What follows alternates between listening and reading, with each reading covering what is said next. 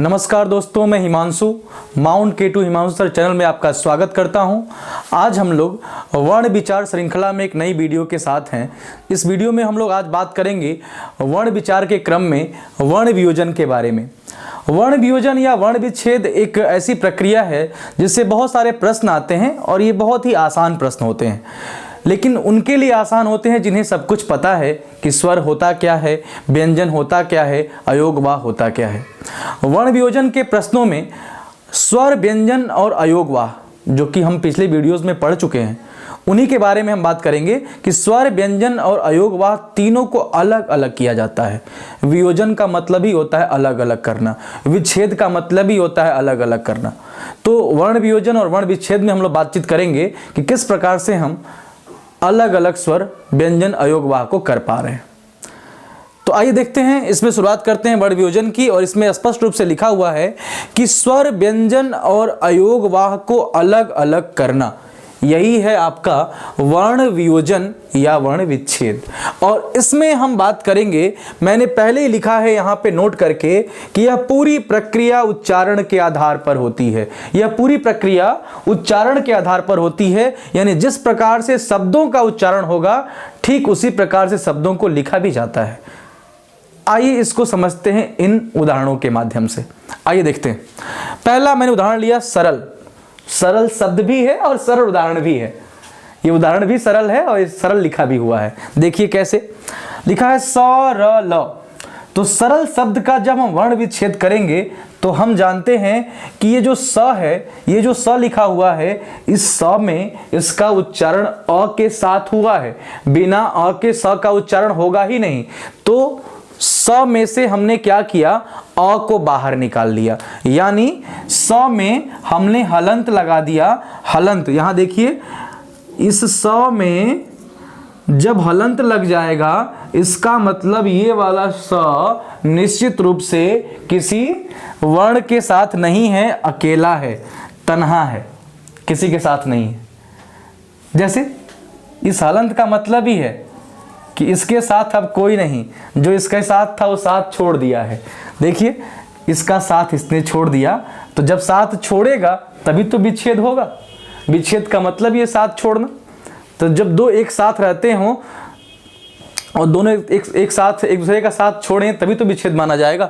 आइए इसे समझते हैं। इसको देखिए, सरल लिखा है, मैंने क्या किया, स धन अ और धन र। र में क्या है, र और अ है, तो र धन अ हो गया। फिर ल में क्या है, ल धन अ है, सब अलग अलग हो गया। यानी सरल का वर्ण विच्छेद हो गया स हलंत धन अ, धन र हलंत धन अ, धन ल हलंत धन अ, अलग अलग हो गया। बस कुछ नहीं करना है। आइए एक दूसरा देखते हैं, समास शब्द देखते हैं। समास शब्द का देखते हैं। स में हलंत लग गया। स में क्या लगा है भाई, तो जब कुछ नहीं लगा होता है तो अ लगा होता है। तो देखिए, अ वाला स्वर था, मैंने निकाल दिया अलग।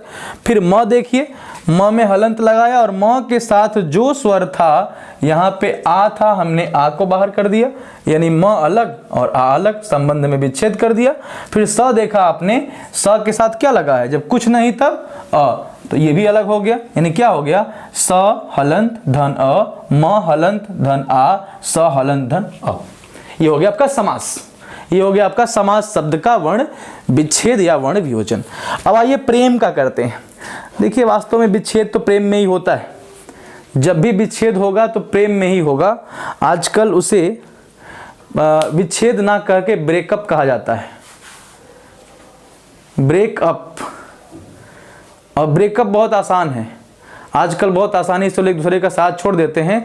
और कई बार तो मैं देखता हूं पिक्चरों आदि में कि वो दोनों आमने सामने बैठ करके कहते हैं कि अब हम लोग ब्रेकअप करने वाले हैं, ये लास्ट मीटिंग है। जैसे लगता है कोई पहले से एग्रीमेंट साइन किया गया था, अब कुछ रोना धोना नहीं है, बस इतने समय तक के लिए हम साथ में हैं और अब एग्रीमेंट तोड़ रहे हैं और आप अलग हम अलग। तो प्रेम में ब्रेकअप हो रहा है आजकल। आपके साथ भी हो तो सह लीजिएगा। दिल पत्थर की तरह हो तो सहना भी आसान होगा। पत्थर की तरह, पत्थर बहुत कठोर होता है। आइए देखते हैं प्रेम। प्रेम शब्द को हम इस प्रकार से तोड़ रहे हैं कि जैसे पढ़ेंगे वैसे ही इसको लिखेंगे। तो अगर प्रेम को भोजपुरी में प्रेम कह दें, प्रेम कह दें तो बड़ा आसान हो जाएगा काम हमारा कि हम ऐसे लिख दे रहे हैं यहाँ पे प्रेम, इसी को हम यहाँ पे विस्तार कर देंगे। तो हम क्या देख रहे हैं कि प में र लगा है। एक बात मैं यहाँ समझा दूं क्या, मैं एक बात बता देता हूँ यहाँ पर कि जब दो अक्षर दो व्यंजन आपस में गुथे हुए हों तो जो पूरा दिखता है ना वो आधा होता है और जो आधा दिखता है वो पूरा होता है। आप कहेंगे कैसे? देखिए यहीं पर देखिए, आप क्या देख रहे हैं कि यहाँ पर आपको प पूरा दिख रहा है और ये वाला र आधा दिख रहा है, लेकिन सत्य वचन क्या है कि जो पूरा है वही आधा है और जो आधा है वो पूरा है। यहाँ पे प आधा है और र पूरा है। और दिखाता हूँ आपको, देखिए लिखा है यहाँ विद्वान, विद्वान शब्द लिखा है। अब बताइए आपके इसमें पूरा दिख क्या रहा है? तो व को छोड़िए, न को छोड़िए, द पर आइए। द पूरा दिख रहा है, द आपको पूरा दिख रहा है। मैंने क्या बताया कि जो पूरा दिखेगा वो आधा और जो आधा दिखेगा वो पूरा।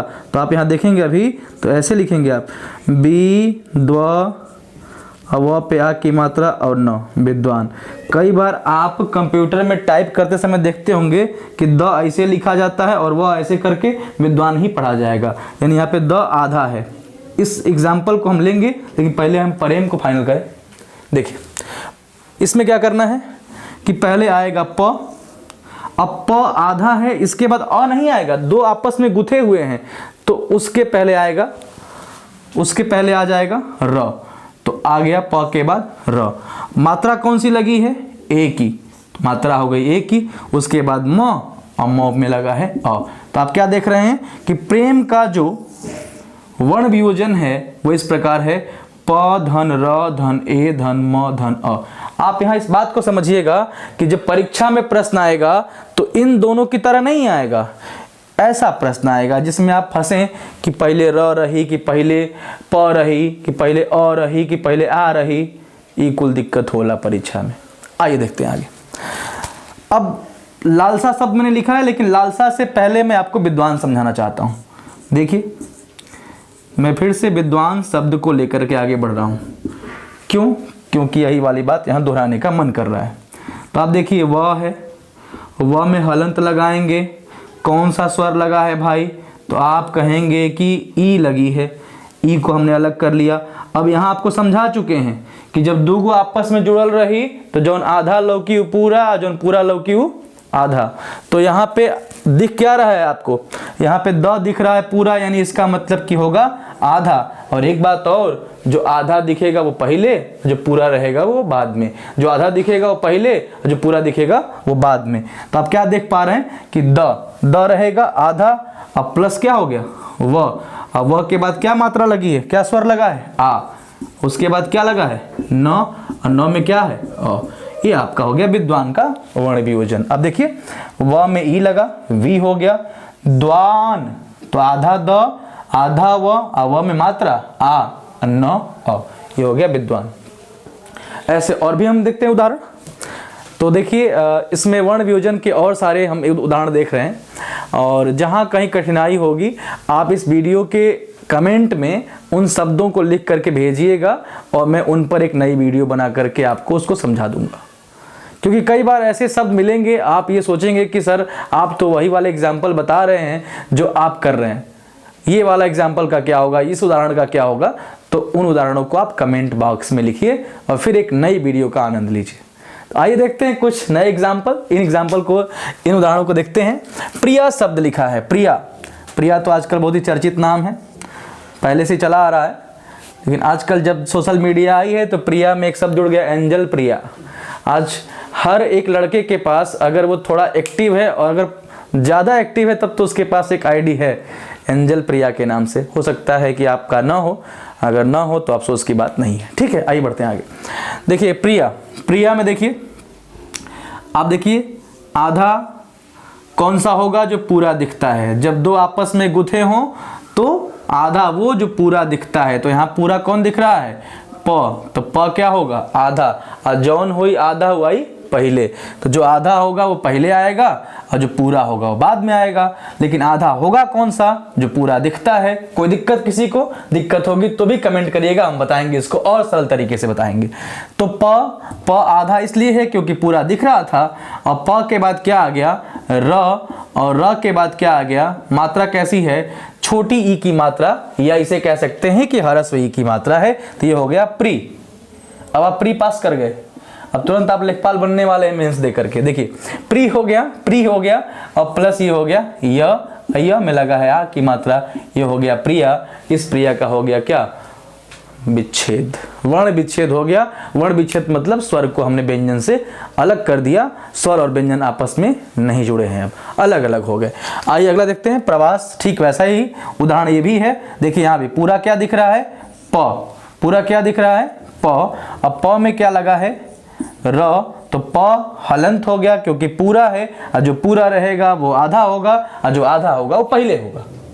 दो बातें, जो पूरा दिखेगा वो आधा होगा, और जो आधा रहेगा वो पहले होगा। तो इसमें कोई दिक्कत ही नहीं होगी। अब तो प में हो गया र में अब यहाँ पे कोई मात्रा दिख रही है? नहीं। जब नहीं है तो क्या होगा? अ। तो ये हो गया प्र। अब तो आसान हो गया। व में लगा है आ की मात्रा, तो हो गया प्रवा, और ये हो गया स में हलंत, और ये हो गया अ। तो ये हो गया प्रवास का वर्ण विच्छेद हो गया। वर्ण विच्छेद वाला सवाल टेट की परीक्षा में खूब पूछा जाता है, लेकिन लगभग सभी परीक्षाओं में। इस बार तो पीसीएस के सीसेट में पूछा गया था वर्ण विच्छेद। इस बार पीसीएस के सीसेट में पूछा गया था वर्ण विच्छेद। तो वर्ण विच्छेद बहुत इंपॉर्टेंट है, चाहे आप हिंदी कहीं एग्जाम देते हो, चाहे आप टेट दें, सुपर टेट दें, लेखपाल दें, बीडीओ की परीक्षा दें, पुलिस दें, दरोगा की परीक्षा दें, पीसीएस दें, आईएएस दें, उसमें जो सीसेट होगा उन सब में मिलेगा आपको हिंदी, और हिंदी मिलेगा तो वर्ण विच्छेद मिलेगा ही। तो वर्ण विच्छेद बहुत महत्वपूर्ण है। अब हम करने वाले हैं उर्वरक का। उर्वरक शब्द का वर्ण विच्छेद करने वाले हैं। उर्वरक का वर्ण विच्छेद कैसे होगा? तो ये हो गया ऊ तो स्वर है, इसको तो कुछ करना नहीं है, तो ऊ हो गया। अब प्लस आपको सोचना है, क्या सोचना है कि पहले र लिखाई कि पहले व लिखाई? सोचे वाली बात बा। तो पहले वे लिखाई जो पहले पढ़ल जाई। पहले कौन सा पढ़ रहे हैं हम? उर व र क। तो पहले क्या पढ़ रहे हैं? र ना। उर व रक, ऐसा तो नहीं पढ़ रहे? उ व र क, ऐसा तो नहीं पढ़ रहे हैं ना? हम क्या पढ़ रहे हैं? उर व रक। तो पहले उ, उसके बाद र, फिर बाकी जो है सब रहेगा। देखिए कैसे उ हो गया। अब ये पहले आएगा तो हो गया क्या? र क्या हो गया? आधा। इसके बाद हो गया व हो गया आधा, इसमें लग गया अ, उसके बाद हो गया फिर से र फिर अ, और उसके बाद क में अ। और इसमें कोई दिक्कत ही नहीं है। बस सोचना कहाँ था? यहाँ पर सोचना था कि र पहले लिखेंगे कि बाद में लिखेंगे। तो जिसको जैसे पढ़ेंगे उसको वैसे लिखेंगे। अगर पहले पढ़ेंगे तो पहले लिखेंगे, बाद में पढ़ेंगे तो बाद में लिखेंगे। पहले पढ़ेंगे तो पहले लिखेंगे, बाद में पढ़ेंगे तो बाद में लिखेंगे। आइए देखते हैं। उर्वरक हो गया आपका। देखिए एक नया शब्द आ गया, कुंठा। आजकल लोग इसी से ग्रसित रहते हैं, कुंठा से। एक आदमी दूसरे आदमी से, एक भाई दूसरे भाई से, एक बहन दूसरे बहन से, एक मौसी दूसरे मौसी से, एक देहात दूसरे देहात से कुंठित रहता है। आइए देखते हैं। कुंठा शब्द क है, क में क्या लगा है? ऊ। क में क्या लगा है? ऊ की मात्रा लगी है भाई, ऊ लगा है। और ये हो गया अड़ हलंत, पहले ही से आधा है तो कोई स्वर निकालेंगे क्या इसमें से? वो तो पहले ही से आधा है, बिना स्वर का है। तो कु आधा अड़, और उसके बाद हो गया ठ, और ठ के बाद क्या आ गया? आ। ये हो गया कुंठा, या इसे आप ऐसे लिखेंगे, वर्ण वियोजन करेंगे। अब देखिए एक नया शब्द है सौहार्द। बहुत जरूरी है ये जीवन के लिए। सौहार्द बहुत जरूरी है, एक दूसरे की बातों को समझना, सम्मान देना, प्रेम रखना जरूरी है। सौहार्द देखते हैं। देखिएगा स में कौन सी मात्रा है? औ की मात्रा है, तो हो गया सौ। ह में हलंत मात्रा कौन सी है? स्वर क्या है? आ। सौ हा। अब बताइए पहले र की द, क्या पढ़ रहे हैं? पहले पढ़ेंगे र, फिर पढ़ेंगे द। सौहार्द, सौहार्द पढ़ेंगे। तो जब सौहार्द पढ़ेंगे तो सौहार्द लिखेंगे भी, क्या दिक्कत है? तो देखिए आ, उसके बाद र, फिर उसके बाद द में क्या हो गया? अ। तो इस तरह से आप क्या देख पा रहे हैं कि वर्ण वियोजन या वर्ण विच्छेद को हम बहुत अच्छे से सीखने का प्रयास कर रहे हैं, सीख जाएंगे। आपको बस इतना सा काम करना है कि इस पूरी वीडियो को खूब अच्छे से ध्यान से देखना है, समझना है, और वीडियो पसंद आ जाए तो लाइक करना है। सब्सक्राइब तो आप कर चुके हैं, अगर नहीं किए हैं तो जरूर कर लीजिए। वो सब्सक्राइब करिए और बेल आइकन दबा देंगे तो इसके बाद की जो वीडियो होगी, शब्द विचार की वीडियो आएगी, इसके बाद वो आपको मिल जाएगी। अगर आपने पिछली वीडियोस को नहीं देखा है तो एक बार पलट के देख भी लीजिएगा। बहुत बहुत धन्यवाद। और एक बार और अंत में कहना चाहूँगा कि वीडियो को थोड़ा शेयर कर दीजिए। धन्यवाद, थैंक यू।